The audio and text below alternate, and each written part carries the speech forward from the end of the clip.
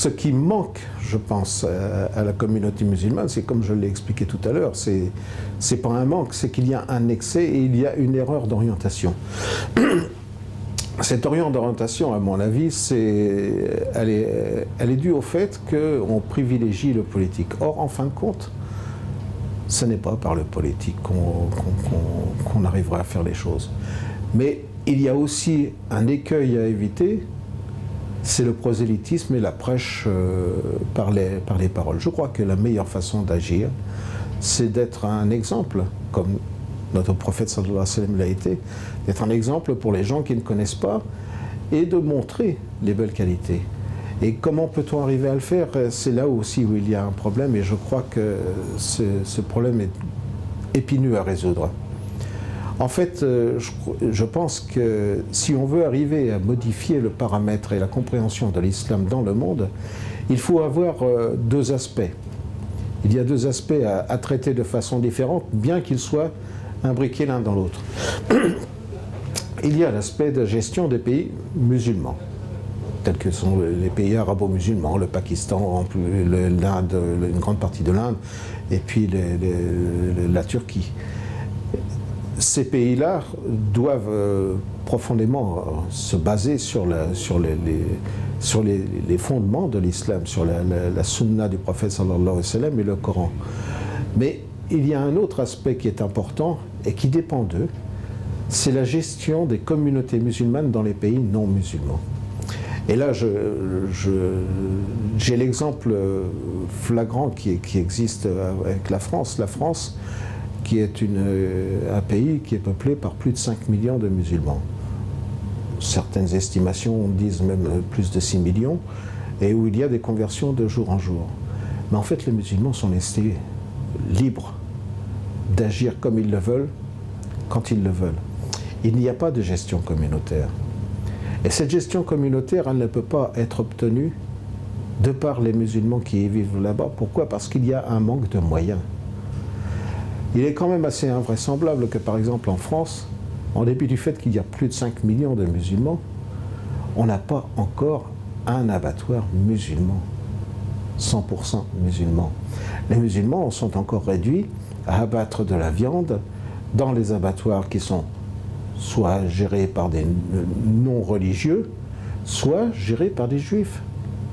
Mais en aucun moment on arrive à gérer cet aspect-là, qui est pourtant un aspect essentiel. Tant qu'on n'arrivera pas à avoir du halal, le musulman, s'il n'a pas de halal qui rentre dans sa bouche, ses doigts ne sont pas acceptables. Donc comment ne pas arriver à gérer ça? Et il y a un autre aspect qui est important.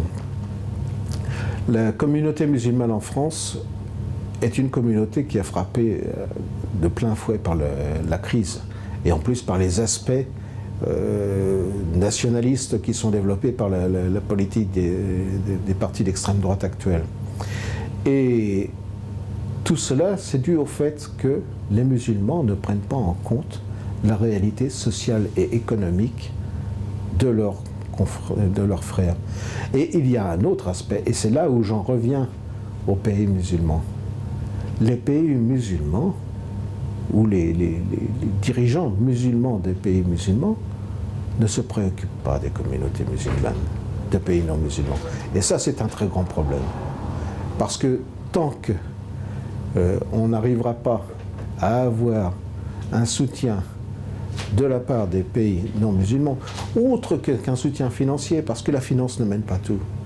Tant qu'on n'a pas de soutien pour arriver à faire une gestion, qui soit une véritable gestion sociale et économique de la communauté, on n'arrivera pas à faire grand-chose. Il est quand même inconcevable qu'en France, personne parmi les musulmans et les dirigeants musulmans soit capable de dire combien il y a effectivement de musulmans. Il est inconcevable qu'aucune organisation musulmane en France soit capable de dire combien il y a de musulmans qui sont rechercheurs d'emploi. Il est inconcevable de penser qu'en France, les organisations musulmanes sont incapables de dire combien il y a de musulmans qui vivent en dessous du minimum vital. On voit dans les mosquées des gens qui disent « Ah, celui-là, il ne vient pas faire la prière, il n'est pas bien, il n'est pas bon. » Mais combien s'intéressent à ces gens-là? J'ai vécu, moi, dans un quartier qui est le quartier où, malheureusement, le quartier de la Goutte d'Or, il était réputé, je ne sais plus maintenant, puisque la dernière fois que je suis allé à Paris, c'était en 2009, mais à l'époque, il était réputé pour être le quartier où il y avait la prostitution, où il y avait la drogue, et où il y avait des Arabes qui faisaient des fêtes et qui se prétendaient musulmans. Mais, en fin de compte, il y a une chose qui est très importante. Qu'est-ce que les dirigeants des mosquées ont fait pour attirer vers les mosquées les gens qui sont aux alentours?